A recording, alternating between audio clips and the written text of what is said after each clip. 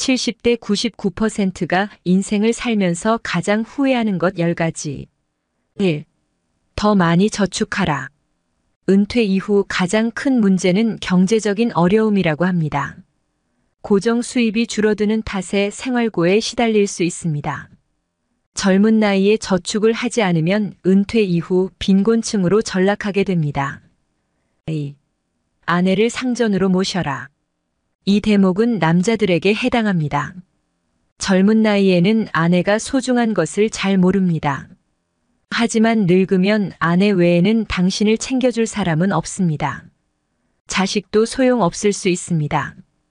평생 아내에게 덕을 쌓지 않으면 나이 들어서 천대받습니다. 선배들의 생생한 조언입니다. 3. 노년을 함께 할 친구를 만나라. 배우자 다음으로 친구가 가장 소중합니다. 자식들은 바쁘다고 얼굴 보기 어려울 것입니다.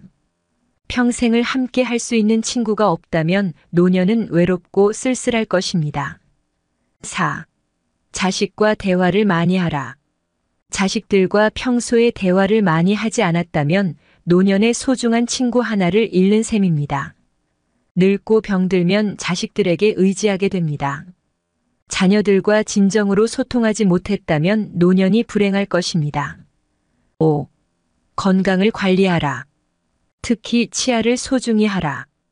건강이 중요하다는 사실은 누가 모를까요? 하지만 젊어서는 잘 모릅니다.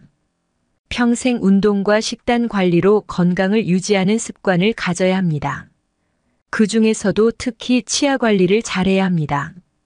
치아는 하루아침에 좋아지지 않기 때문입니다. 6.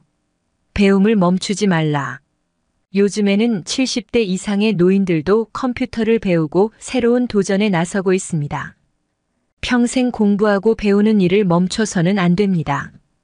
배우려는 열정이 있다면 인생 2모작, 3모작도 가능하다고 전문가들은 조언합니다. 7. 평생 할 취미를 만들어라.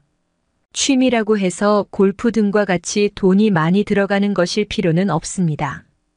등산과 가벼운 산책, 독서 등과 같이 큰 돈이 필요 없는 것들도 많습니다. 취미를 부부와 함께 하는 것이 가장 좋습니다. 물론 친구들과 어울려 친목을 도모할 수 있는 취미 생활도 추천합니다. 8. 일기를 쓰고 기록을 남겨라. 은퇴한 나이에 생각해보면 자신이 살아온 인생이 허무하고 덧없이 느껴질 때도 있습니다. 그럴 때 평생 자신이 걸어온 발자취를 돌아보고 정리하는 것이 필요합니다. 그렇게 하기 위해서는 젊어서부터 기록을 남기는 습관이 요구됩니다. 일기를 매일 쓰라고 말하는 것은 아닙니다. 다만 틈틈이 기록하고 사진 등을 남겨놓으면 나중에 자신의 삶을 정리하는 데 도움이 됩니다. 가족들에게 남겨줄 소소한 자서전을 써보는 것도 좋습니다. 9.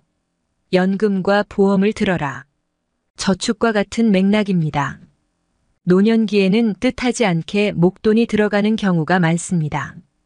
대부분 건강과 관련된 비용입니다. 연금을 통해 안정적인 생활비를 충당하고 보험으로 예상하지 못했던 질병에 대비해야 합니다. 아깝다고 생각한다면 어리석은 행동입니다. 10. 좀 더 도전하고 여행을 많이 하라. 그렇습니다. 평생 살아오면서 가장 후회하는 것 중 하나가 도전을 하지 않았던 사실이라고 답했습니다. 이어 여행을 떠나지 않았던 사실을 안타까워했습니다. 자식 키우고 회사 일을 하느라 여유가 없었을 것입니다. 그래도 다른 돈을 아껴서 여행을 떠나라고 선배들은 조언합니다. 자식들 과외 하나 줄이고 그 돈으로 여행을 즐기세요. 노년을 보는 시각. 일반적으로 전통사회에서 노년은 지혜의 상징이었다. 전통사회에서 삶의 기술과 지혜는 사람과 사람의 관계에 의해 이루어지기에 일평생 다양한 경험과 지혜가 축적된 노인은 지혜의 보고이자 기술의 원천이기에 극진히 대우받았다. 그 때문에 동서양을 막론하고 전통사회에서는 노인을 존경의 대상으로 바라보았다.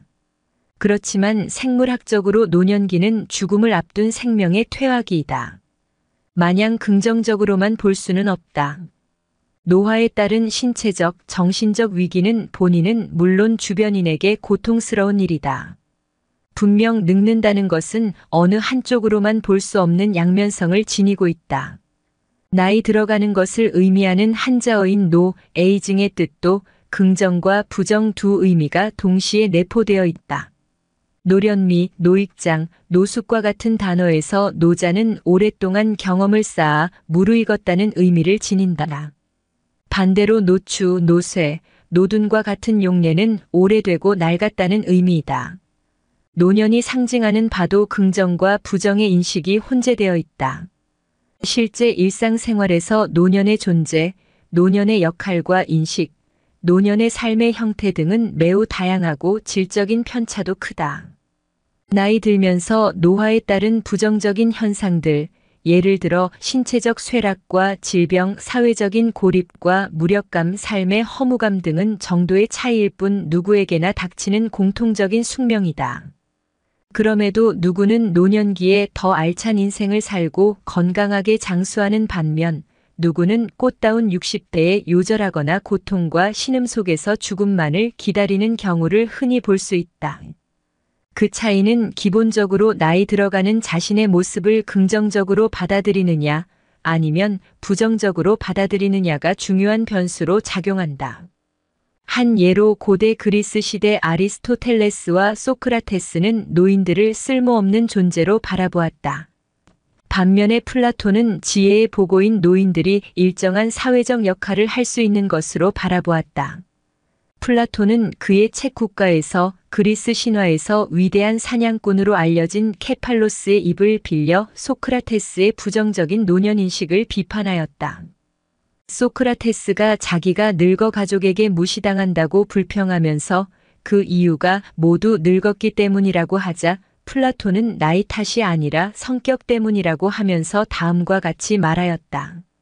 소크라테스 선생, 사람 됨됨이가 반듯하고 스스로 만족할 줄 알면 늙어가는 것도 가벼운 짐에 불과하다오. 지적은 올바르다. 소크라테스처럼 나이 들면서 겪게 되는 것을 부정적으로 바라보고 나이 탓을 하게 되면 온통 불평불만뿐이다. 나이 들어가는 자기 존재 가치도 발견할 수 없게 된다. 반대로 나이 듦을 바라보는 관점을 바꾸면 나이 들면서 겪게 되는 변화와 증상들을 전혀 다른 의미로 받아들일 수 있다. 한 발 뒤로 물러나 나이 들어가는 자기 자신을 바라보자. 과연 나 자신은 나이 듦을 어떻게 보고 있는지,